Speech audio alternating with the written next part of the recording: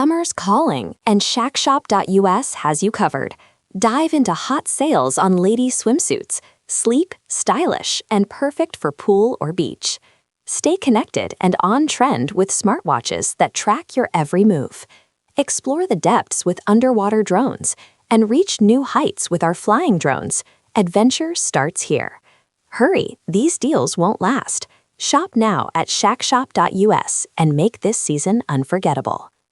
Shackshop.us, where adventure meets style. Walz, Ellison, and Omar under fire after explosive congressional fraud hearing. Lawmakers demand answers in Minnesota scandal. A heated congressional hearing examining one of the largest alleged fraud schemes in recent U.S. state history left Minnesota's top political leaders facing intense scrutiny, uncomfortable questions, and growing political pressure. During a tense appearance before lawmakers on Capitol Hill, Minnesota Governor Tim Walz and State Attorney General Keith Ellison were questioned about their roles in a sprawling fraud scandal that investigators say may involve billions of dollars in taxpayer funds. When the hearing ended, both officials were approached by reporters seeking clarification about the timeline of the fraud and their response to it. But instead of offering explanations, the two Democrats walked away without addressing the questions. The silence did little to calm the controversy. Instead, it intensified criticism from Republican lawmakers who argue the state's leadership failed to detect and stop what they describe as systemic abuse of public programs. Meanwhile, Minnesota Democratic Representative Ilhan Omar, who has also faced political criticism over alleged ties to individuals connected with the fraud investigation, similarly declined to comment when approached by reporters after the hearing. The result was a dramatic political moment that has fueled a national debate over oversight, accountability, and the management of government assistance programs. The massive fraud allegations. At the center of the controversy is an investigation into fraudulent activities tied to government-funded aid programs in Minnesota.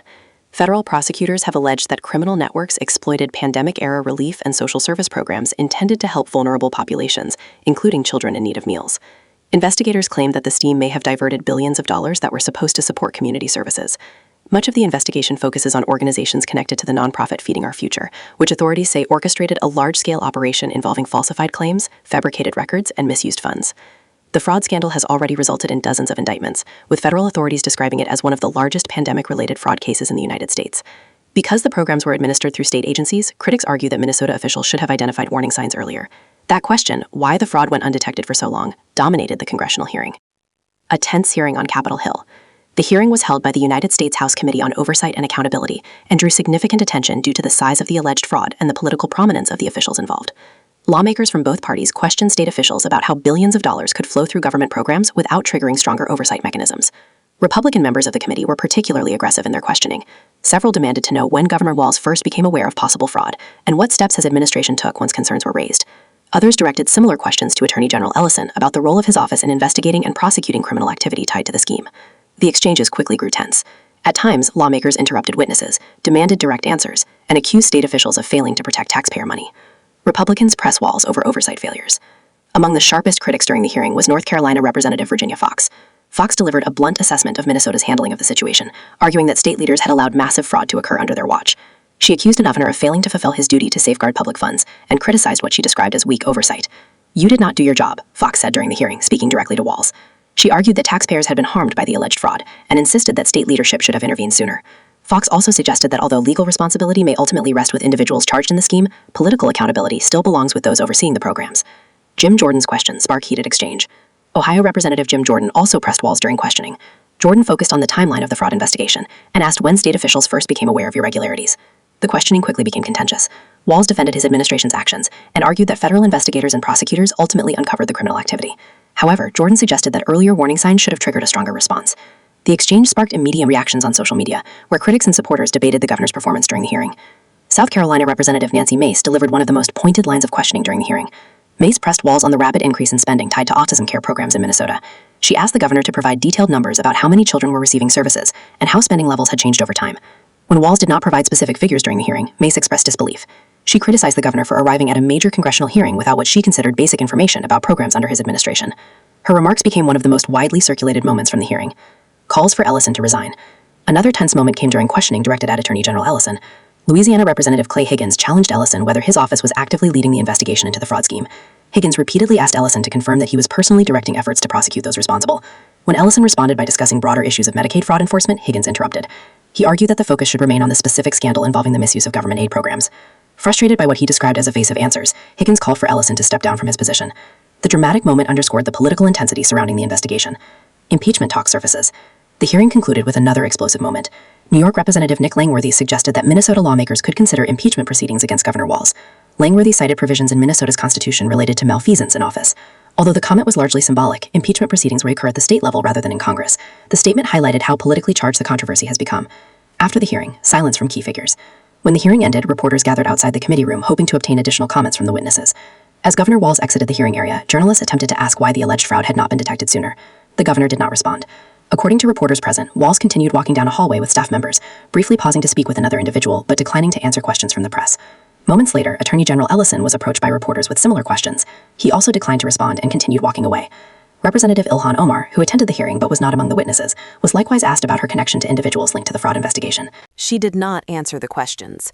The refusal to comment quickly became a focal point of political discussion. Political fallout in Minnesota.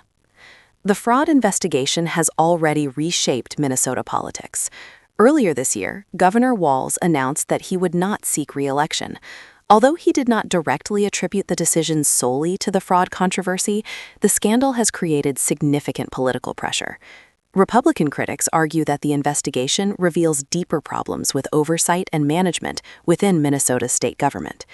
Democratic allies of the governor, however, contend that federal investigators and prosecutors ultimately uncovered the fraud, and that the criminal activity was carried out by individuals exploiting government programs. They argue that the focus should remain on prosecuting those responsible, rather than politicizing the issue. Understanding the Feeding Our Future scandal.